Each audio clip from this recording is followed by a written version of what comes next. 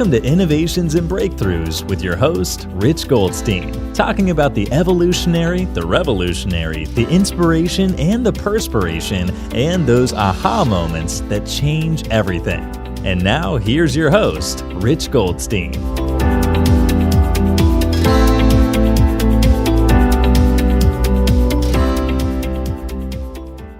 Rich Goldstein here, host of the Innovations and Breakthroughs podcast, where I feature top leaders on the path they took to create change. Past guests include Joe Polish, Roland Frazier, and Mike Calhoun. This episode is brought to you by my company, Goldstein Patent Law, where we help you to protect your ideas and products. We've advised and obtained patents for thousands of companies over the past 28 years. So if you're a company that has software, a product, or a design you want protected, go to goldsteinpatentlaw.com, where there are amazing free resources for learning about the patent process. And you could email my team at welcome@goldsteinpc.com to explore if it's a match to work together. You can also check out the book I wrote for the American Bar Association that explains in plain English how patents work. It's called the ABA Consumer Guide to Obtaining a Patent. I have with me here today Nate Lind. Nate started in real estate, then became a Fortune 100 business consultant before he got involved in e-commerce. He exited his first company in 2016, which was an e-commerce technology to a shopping cart platform. Online, he sold more than $100 million in products. These days, Nate helps other people to sell their online businesses as a broker through website closers, the largest marketplace of $1 million to $150 million internet, technology, and e-commerce businesses. Nate is also the author of Maximum Exit, the definitive guide for internet and technology-focused business founders. It's my pleasure to welcome here today, Nate Lind. Welcome, Nate. Thanks, Rich. So let's talk a little bit about your background there. So you started out in real estate, and tell me a bit about that. Yeah, so coming out of college, I had a degree in media art and animation, and was working at the Federal Aviation Administration downtown in Washington, D.C., and I hated the commute. I had read Rich Dad Poor Dad, and I just loved the idea of, not being an employee and of being, an investor and having passive income. And I went to a Cash Flow 101 game and met what would then be a business partner of mine for about 15 years. Still a great friend of mine, was the master of ceremonies at my wedding in my 20s. And a colleague, even still, we do a little bit of M&A stuff together.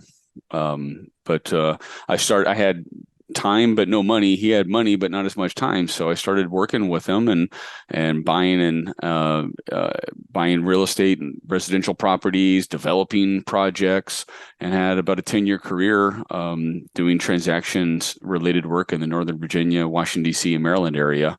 That was like really just an incredible run of entrepreneurship for this young 20-something, having a 30-something mentor and just exploring the world of entrepreneurship. Wow, awesome! And beyond the entrepreneurship side of things, you also worked in the Fortune 100 arena, mm-hmm. the kind of the big players. So tell me a bit about what that was like after being involved on the kind of more scrappy level of entrepreneur. Well, it was really interesting because in 2008, I was essentially unemployed for about 8 months. The housing market had shifted so dramatically that the real estate projects that I was looking to acquire weren't really obtainable. Like the housing market was just going through its fluctuation. And if I was afraid that if I bought something, it was going to depreciate as fast as it had been appreciating prior to that. So I just kind of, sat on the sidelines. So as I watched my savings dwindle and had a new house and my firstborn son on the way, I decided to go ahead and just, throw my hat in the ring to do some consulting, and got my resume all brushed up, got some consulting work, and had a headhunter helping me find some work. I ended up consulting with Fannie Mae, Freddie Mac, Bank of America, Navy Federal Credit Union, some of the largest financial institutions in the world, who really desired my specialty. I had a very unique background of working with homeowners in foreclosure and dealing with the property values of real estate and designing and understanding the valuation metrics of single family homes and residential projects that became really helpful for the short sale departments, the foreclosure departments, and the valuation departments of these massive financial entities that were going through record foreclosures and short sales and REOs. I even spent some time consulting with the United States Treasury Department with their Making Home Affordable program through a period of that as well. And it was really interesting because I reread Rich Dad Poor Dad, and I remember reading the part where he went into the military to learn how to lead people. And I kind of attuned that to my situation. I felt a little bit heartbroken that the entrepreneurial aspect of my career had suffered, a setback, but I was also really inspired to learn how to work with other people and how to lead larger groups. And I had a group as large as 30 people reporting to me during that time, and it was really a fascinating experience. And I imagine also it taught you about valuations, It did. like, and not just valuations, but kind of the type of valuations that larger institutions, the type of value that larger institutions would put on things, and kind of how to work that world between entrepreneurs and larger institutions. I guess now private equity firms or other sources of financing of the type that you deal with today. That's exactly right, Rich. If I think about it that way, I've been doing valuations for almost 2 decades. Mm-hmm. Yeah. Hadn't really considered it, thinking about it, but you're exactly right. Like part of the things that I was doing with at E-Trade for a long period of time, I was helping them value their real estate, on their books, and working with their capital markets gurus, the guys up in the capital markets desk, with analyzing the portfolios of their of the entity. And yeah, holy cow! That's thank you for pointing that out. I hadn't even considered that. That's exactly right. I've been doing valuations now, which I guess would explain why it feels so natural to me. I've been doing it for so long. Yeah. I love that part of numbers. That was also the technology I sold to the shopping cart, was essentially valuing my e-commerce business and what was the profitability of the supplements that I was selling, and how I was able to sell $109 million worth of it over the course of 8 or 9 years when I was doing that. Because if you're not making any money, you're not selling it for very long. Yeah, absolutely. And so you had the experience in e-commerce as well by selling products. And then though currently, I guess, just tying it together, it's like you help to connect value between small and large, right? Yes. Like it's like understanding the entrepreneur side of things and understanding like the value that they're creating, where they can adjust things to make that value more attractive to the larger institutions.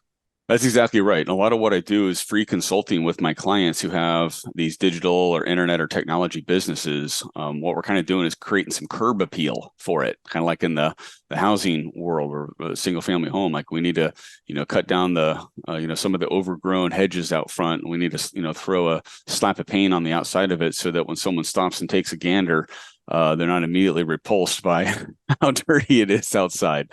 And that's usually where I get my hands dirty with an entrepreneur's financials, because there's a certain way they need to look and feel, and there's a format to them that's an industry standard. And oftentimes I find that my clients with these what's called lower middle market businesses, this $1 million to $150 million segment that I serve, their financials, the formatting of their financials, or maybe the labeling of the chart of accounts is it's not industry standard, or it's not simple or clear or understandable. And we have to go in and spend a little bit of time making some adjustments. Right. And so it's kind of like the value might be there, but it's not understandable. So, yes. So what are some things that they can do to increase the value and have it understood by potential buyers that there is value there? Yeah, the first thing they can do, and this is, maybe your audience doesn't have to worry about this part, but it's just mind-boggling how many people don't have professionally prepared financials. They don't have a bookkeeper. They don't have a CPA that's guiding them through the process. They're keeping their books on a spreadsheet or not at all.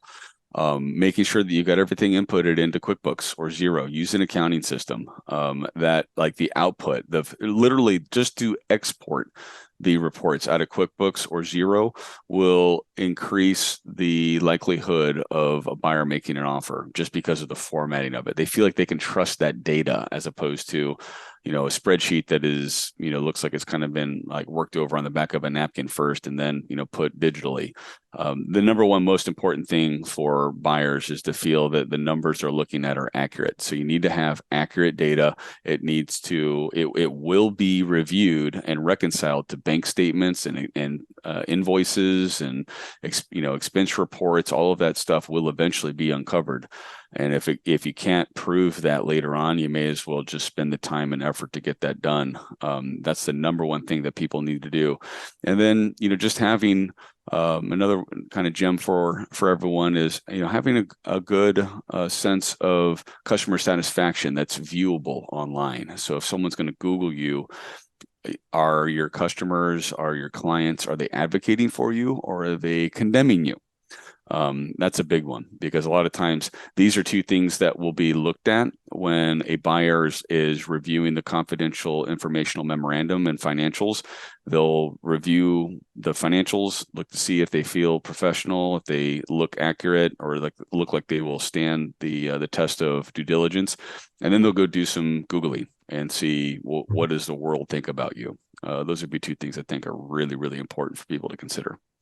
And I think both of them kind of speak towards standardization a bit, speaking the same language, like knowing the language that they want to hear it in and speaking it. So it's kind of like you're saying, like having the spreadsheets be in a format that they're familiar with. It's kind of like, line 21 of your tax returns, AGI, right? It's like everybody knows what line 21 is, right? And so it's like you expect it to be in a certain place, and then you can compare apples to apples. It's like if you format things in a way in which it's expected and they're used to seeing, then I guess they're able to trust it more because it feels like they're comparing apples to apples. And I guess the same thing when it comes to reviews and such. It's like, well, if your product has 4.9 stars and 3,000 reviews, then we know what that means and we know how to compare that to another business. So it's to me it occurs like knowing how to speak the language so that they can trust it, as you said. But to me it sounds more like apples to apples. It's just being able to make an even comparison between things. That's exactly right. Like on the income statement, for instance, it's always income up at the top. What income, what kind of revenue is coming into the company? And then right underneath of that, it's going to be the cost of sales and cost of goods. Then after that, it needs to be the operating expenses. And that's it. It's real simple. People, they like to get cutesy about it and move their cost of sales down under their operating expenses or move stuff around. It just doesn't jive with everybody else. So it's immediately like, it's like going to a dance and not, it's like where everyone else is in a tuxedo and a nice ball gown and you show up in flip-flops and shorts. Yeah, if you want to be the guy that stands out, okay, but this isn't the place to do that. If you want to get asked to dance, if you want someone to, to respect and to treat you like you're part of the community now, because you're joining a community of M&A professionals. Now you're entering that world. It just makes sense to me that you'd want to do a little bit of homework and follow suit, or work with a guide, work with someone like a broker or have a fractional CFO help you through that process. They know what it needs to look like. Any CFO, fractional CFO, or shoot, even just a CPA will tell you what they need to look like. They probably have already told you, and you may not have spent the time or the money to go through that effort earlier on, and now it's time to do that. So on the flip side, what are some things that either decrease the value or kill the deals that you see? Well, a big one, Rich, really like right in your ballpark. If they don't have any way to defend themselves, if they've got nothing distinguishing or defensible, no intellectual property, no patents, no trademarks, if there's nothing if there's nothing that eases the buyer's concern that after they buy the business that it's going to explode, or that it's not going to be able to be defendable against the competition, that's a huge red flag. Absolutely recommend people at the minimum trademark your business name or trademark your brand name. You can get a little bit more detailed and trademark product lines that you have as well. If you've got anything that's patentable, that is amazing. I love having sellers that have patented some of their technology or their innovation or their intellectual property, like and putting it in, if not a utility patent, if it's like a physical, contraption, then at least a design patent. Just shows that there's been an extra level of interest and care put towards the business that translates very well to buyers. It's like dotting the I's and crossing the T's. If you do it there, then it tends to show that you've probably done it in other areas of your business. It's exactly right. It's just all a credibility game. Like people are they're looking at your financials and you're thinking, can I trust this person? And then they're looking at, okay, they've taken the extra steps to defend their know-how, their knowledge, their products, their skills, whatever it is, whether it's a service or a product. If they're taking the time to patent or trademark and copyright their material, that also is like, okay, wow, this person's gone the extra 9 yards. And the entire process of buying and selling, it's rapport and relationship first, and trust as well. That's really what carries these transactions from listing them for $10 million to getting closed and sold for $10 million was what from the starting point, and how we have created a narrative and positioned the business until the buyer has reviewed everything and found that what we said was in fact what is, and now they're paying for it. Yeah. So it's like that. It all matches up Yeah. with what they initially thought. And then I guess the other part of what they're doing is, they're buying the sustainability of the company, Mm-hmm. and they're buying the expectancy of possible growth, right? So it's like if they're paying a multiple of 3, then Mm-hmm. it's like they're expecting that that whatever profit it's been making, it's going to continue for at least 3 years, Mm-hmm. right? Like that's like the baseline, that there's a certain level of sustainability, and it is what you say it is, right? And then that on top of that there is an opportunity for growth. Yeah, that's exactly right. Yeah. I reference this a number of times in my book, Maximum Exit. It really is like it's like any sales. You have to answer what's in it for me, for your target audience. And your target audience is someone who's going to pay you, 3 times your trailing 12 months earnings. And for them to pay you 3 years of income today, they need to know that what you do can continue for at least 3 more years without you. And if you can communicate that to them, if they can see that, if they can, if they will be constantly making judgments as to whether or not this is a viable deal, and whether the risk is low enough for them to invest the money. It's all a risk versus reward for them, or return on their investment. And that's the key piece to these transactions, which it's the same thing in real estate or any other marketplace. People want to know that they're getting something in return for their investment. And if you approach this with trying to like win or get something over on someone, please don't come to me. Please, just reconsider your options, because that's going to get found out. The time it takes and the delicacy and the due diligence that goes into these transactions leaves enough time for unscrupulous motivations to be uncovered, and they just fall apart. Yep. And I mean, if it's not win-win, it will ultimately fall apart. Absolutely. There's just too much that's going on. You're going to be spending too much time with somebody. They're going to be reviewing too much material. You can't fake it till you make it through these. You really just have to be open and honest, and then show the profitability of the business, show the trademarks and patents and intellectual property that you've got around the business. We create an offering memorandum that features all of the highlights of the business, and we create a narrative that it's putting the best foot forward for the business. We're not manufacturing or falsifying anything. We're just showcasing what's the best aspects of the value of this business for somebody to make that assessment, and then we answer truthfully and honestly every question they have about it. Continuing to keep a positive and optimistic outlook, but if there's things that need to be addressed and they may have a negative connotation to it, then we have to discuss that with them. Yep. Absolutely. And speaking of valuations, let's talk about like where valuations currently sit in the current marketplace. So what is it that you've been seeing these days with regard to valuations and with regard to the sellability of companies or online companies? Absolutely. So we focus on cash flowing businesses, typically growing cash flowing businesses.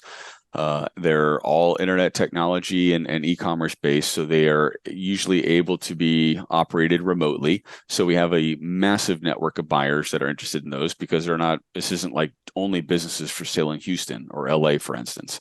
The network is over 167,000 buyers right now, and they're paying anywhere between 3.5 and 6 times annual earnings for those businesses, depending on how profitable they are, how fast they're growing, and what the trend is looking like. If they're going up and up and up and up and up, they pay more. That tends to be the biggest factor for the valuation of businesses. But I do have I've got a spreadsheet and kind of a self-assessment a worksheet that you're welcome to email me directly, and I can give you access to it of the 27 factors that come into the multiple. Creating valuation, it's a two-step process. The first step is uncovering what's the actual earnings of the last 12 months or trailing 12 months. Then we take that and we multiply it by the output that we get from this worksheet. So we take 27 factors that all add up and figure out your multiple might be 3.5 or 4.5. So if you're worth, let's just say your trailing 12 months profit is $1 million, and this is seller discretionary earnings, and I can explain more of that in my book. People can read that part, or I'll send you the chapter about it. But if your seller discretionary earnings are $1 million and the business multiple is 4x, then you're worth $4 million. And then the structure of those deals right now, we're still seeing a large component of them being in cash. I'm seeing close to 75% of my transactions are in cash. So a $4 million transaction, 70% of that would be cash at closing. And then 30% of that might be some component where maybe you hold a little bit of equity alongside the buyer in the next business. And it's still the same business, but just a new name. There might be some component of seller financing, kind of like in real estate. You might take a position where you're financing some of it over 5 years or 3 years and getting paid monthly, quarterly, or annually. Or a component of it could be contingent based on performance. And it's what people hear about is called an earnout. And I try to reduce that as much as possible because that creates risk for the buyer, or for the seller. I mean, it reduces risk for the buyer. So the buyers love that because they have a little bit of the seller's skin in the game for compensation after the sale. I try to steer the negotiations more towards guaranteed payments like seller financing or equity, because then you've got a little bit more control in the upside. That tends to be kind of how things shake out. Got it. Okay, cool. So these days, though, there's a lot. It seems like there is a lot more buyers than there are people selling businesses. Yeah. There's still quite a bit of demand for businesses that are profitable. That's been consistent for the 3 years I've been a broker. I was shocked at how many buyers there were when I joined Website Closers. I had actually it was like at one of the masterminds. It was over the course of 2 masterminds. I met Jason and Ron, the founders of Website Closers, and honestly, the first time I had dinner with them, I didn't believe how big their buyer network was. And then I heard from several people who had sold their businesses with Website Closers, and I was like, whoa. The proof is in the pudding. Like people that were speaking at my events were selling their businesses with them.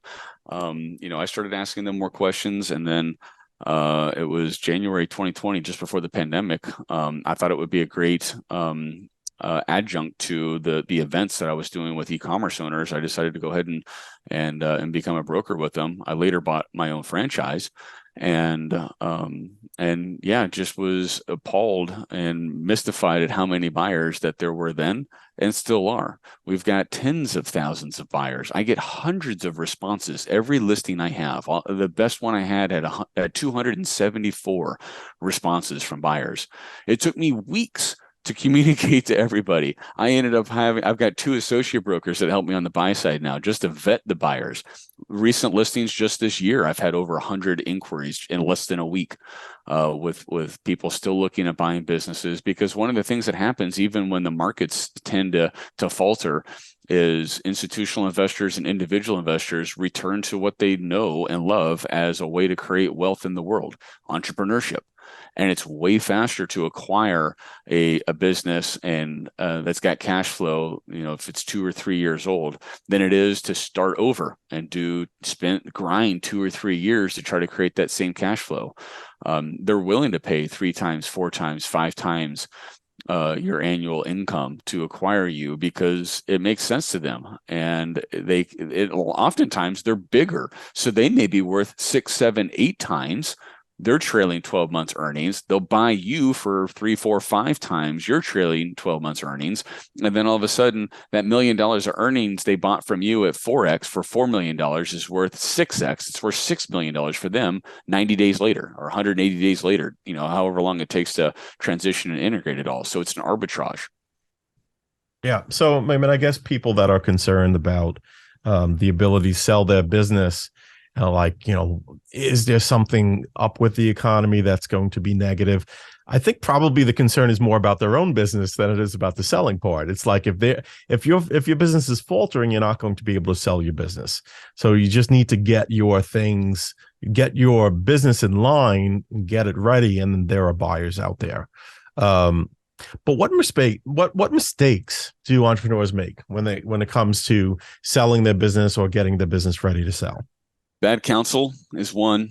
We work with a lot of incredible professionals in the world of mergers and acquisitions, but you should not be using your family lawyer or your real estate buddy, for valuations. You should not be using people that are not familiar with mergers and acquisitions. Yep.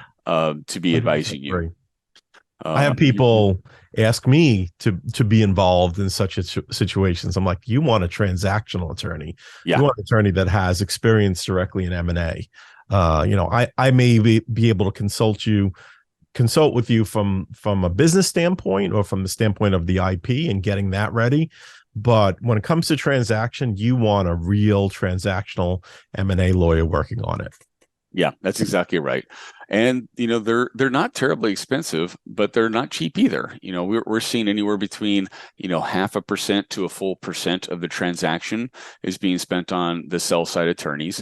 But if you think about it as it relates to real estate, that's pretty dang fair. Like you're going to be spending somewhere around that for your title insurance and your title policy and the attorney who's handling that.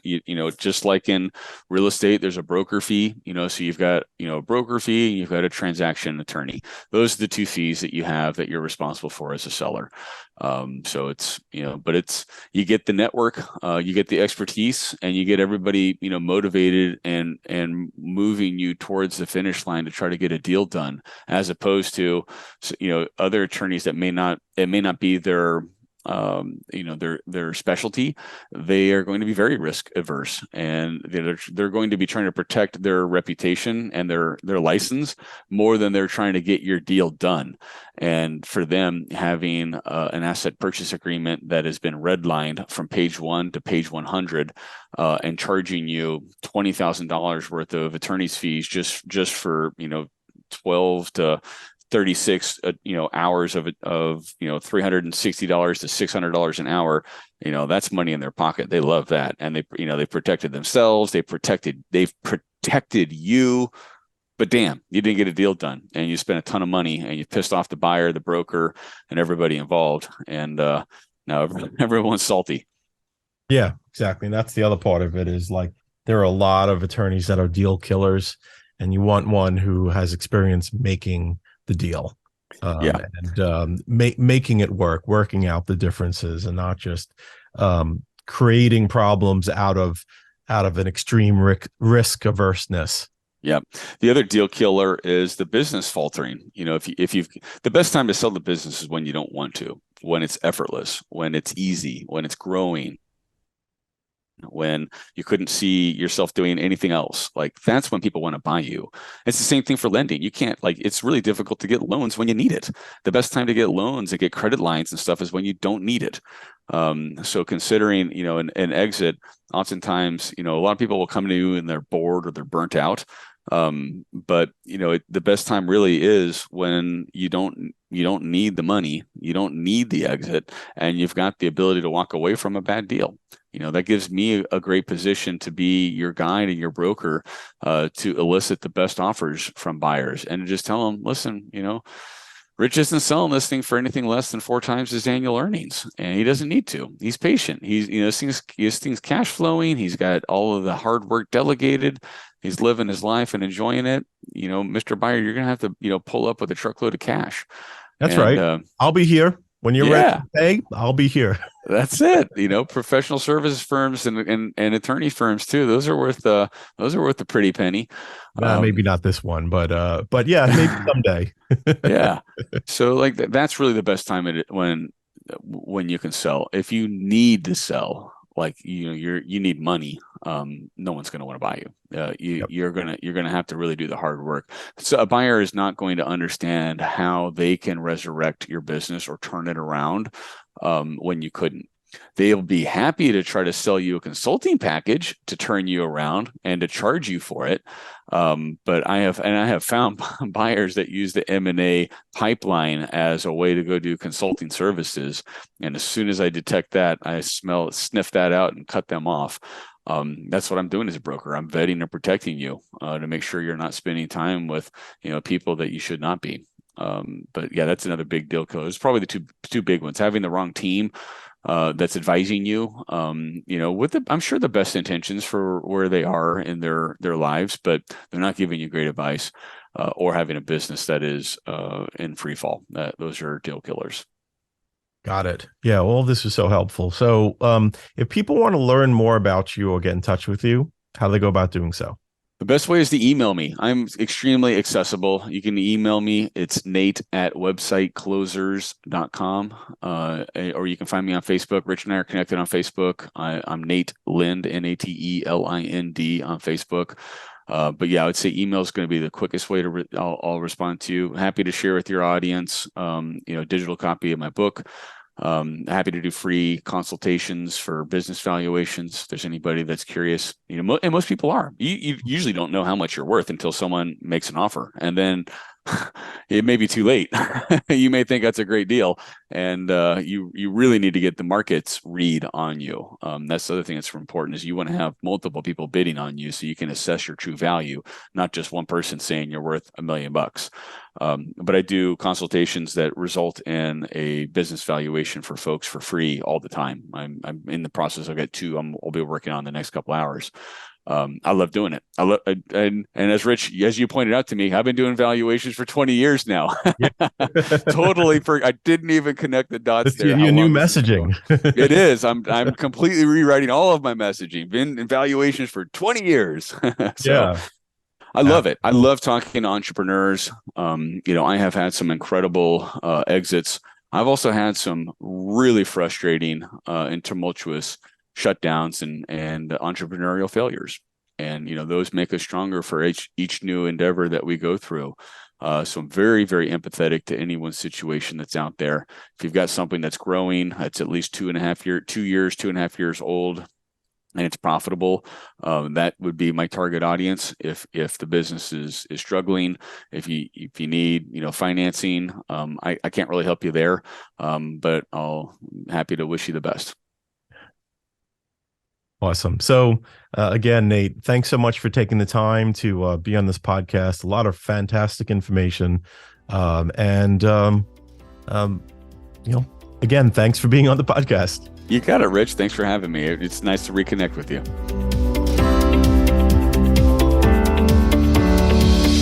Thanks for listening to Innovations and Breakthroughs with your host, Rich Goldstein. Be sure to click subscribe, check us out on the web at innovationsandbreakthroughs.com, and we'll see you next time.